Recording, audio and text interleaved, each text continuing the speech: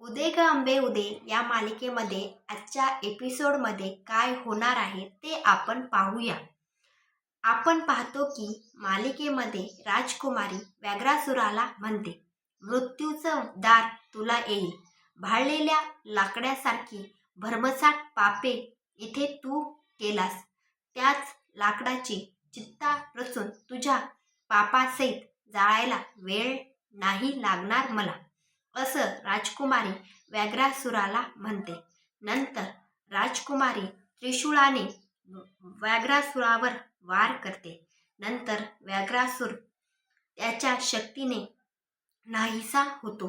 तो जागा बदलत असतो, दिसनेसा होतो व तो राजकुमारी व श्रीपादावर त्यांच्या पाठीमागून वार करण्याचा प्रयत्न करतो.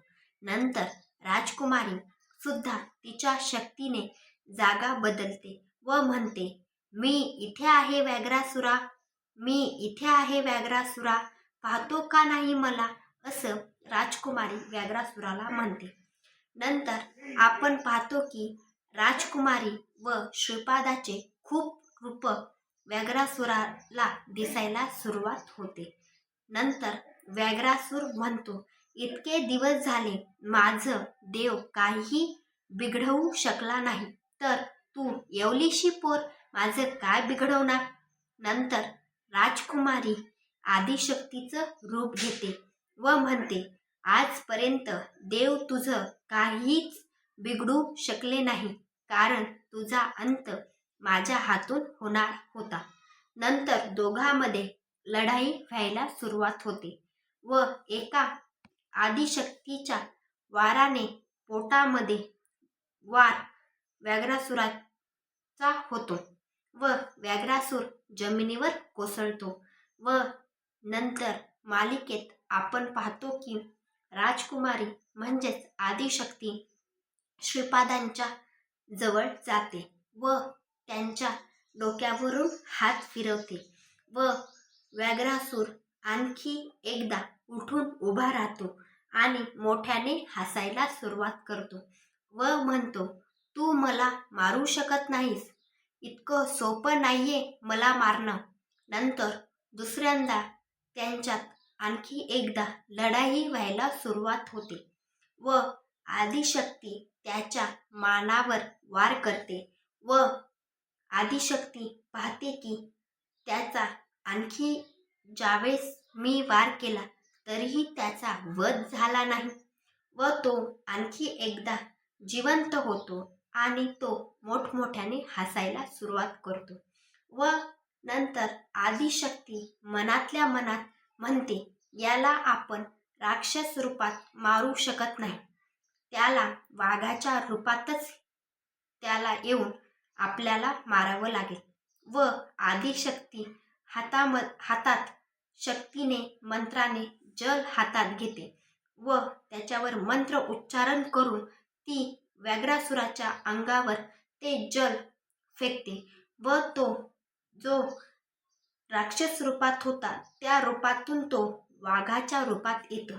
नंतर आदिशक्ती तिच्या शक्तीने त्याची पूर्ण जी शक्ती आहे राक्षस शक्ती नाहीशी करते व आपण पाहतो की त्या क्षणी त्या ठिकाणी दमक अग्नी त्या ठिकाणी आलेला असतो.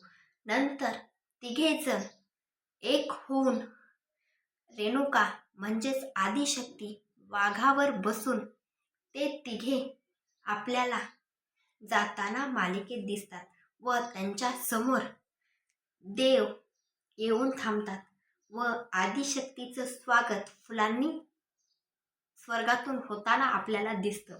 नंतर आपल्याला दिसतं की आदिशक्तीच्या समोर ब्रह्मदेव, इंद्रदेव, विष्णुदेव आणि भगवान शंकर समोर दिसतात व नंतर आपण पाहतो की आपल्याला ब्रह्मदेव आदिशक्तीला म्हणतात की आपले असे दर्शन घडले, आजची लीला ही अद्भुत आहे तुमची, असं ब्रह्मदेव आदिशक्तीला म्हणतात. नंतर विष्णुदेव म्हणतात, तो क्षण आठवला माते मला, शक्तिपीठामध्ये आपण विलीन झाला होता त्या क्षणी मी महादेवांना म्हटलो होतो, जिथे उगम असतो तिथे अंत असतो. क्रोध, भावना, दुःख, वेदना, आनंद या भावना चिरंत नसतात. चिरंत असते ती फक्त एक श्रद्धा, ती कधीही तुटणारी नसते.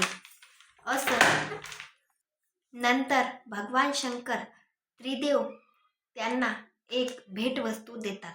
ते एक त्रिशूळ असते. ज्यावेळी कठीण वेळ येईल त्यावेळी स्वरक्षणासाठी ते तिघेजण माता आदिशक्तीला ते भेटवस्तू देतात व ते म्हणतात की स्वरक्षणासाठी हे एक शस्त्र आम्ही तुला देत आहोत, याचा वापर तू नक्की कर.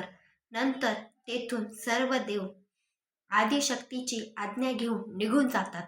नंतर आपण मालिकेत पाहतो की रेणुका, दमकग्नी व आपल्या सगळ्यांना माहिती ते म्हणजे की ते तिघेजण जंगलात बाहेर महादेवाच्या मंदिराकडे जातात आणि आदिशक्ती तिचं रूप म्हणजेच रेणुकेचं घेऊन वाघावर बसून मंदिराच्या बाहेरपर्यंत येते व त्या ठिकाणी जो एक चिन्ह बनवलं होतं त्या ठिकाणी वाघ त्याच्यावर थांबतो व माता म्हणते म्हणजेच रेणुका म्हणते की तू आता मुक्त हो. त्यावेळेस तो वाघ अचानक तिच्या पायापाशी मस्तक ठेवतो आणि तो त्या ठिकाणीच डोळे बंद करतो व एक गावकरी तो बघतो की वाघ हा त्याचा वध झाला, तो मेला असं म्हणत सर्व गावातल्या लोकांना तो बोलवतो व सांगतो की वाघाचा अंत झाला, वाघाचा अंत झाला. अशा रीतीने आजची मालिका आहे. माझा हा एपिसोड तुम्हाला आवडला असेल, लाईक, शेअर, सबस्क्राईब नक्की करा. भेटूया नंतरच्या एपिसोडमध्ये.